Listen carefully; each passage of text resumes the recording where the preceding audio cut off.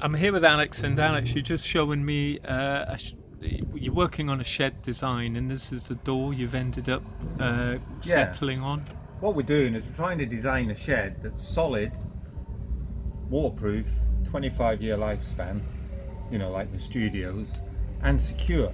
Because what we're finding is people who, men with boys' toys, not just them, but if you're buying a bike because you're into biking and you're buying a £5,000 bike, then you want to know it's secure. You want to, yeah, You don't want to buy a £5,000 bike and stick it in a £400 shed that's made out of, you know, 3-4 mil timber. yeah. You want to put it into a shed. So this door, as you can see, that you can see all This is the, a serious door. yeah, you can see all the locks coming out.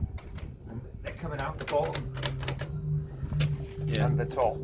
So you ain't breaking in this door, then so put deadbolts locking into here and here and here and here and here and here.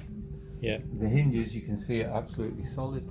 So even, and it's all in its own steel frame. yeah, so for example, if you, one of the ways that you could, if you came along and cut them hinges off, you're still not getting in because that door is locked on all 4 sides.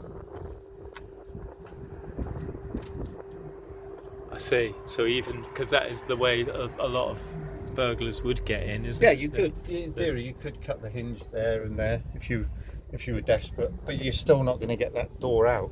So basically, what we've got is a door that's, yeah, it's almost impregnable. Yeah. I could break into most places because I'm a builder and have done for people because they've got locked out. I honestly, seriously, wouldn't know how to get into this door. Yeah, It is that good. Steel. and it's steel. solid steel on both sides, isn't it? Yeah, so it's a shed with no windows and virtually impregnable door. Yeah. Okay. Fantastic.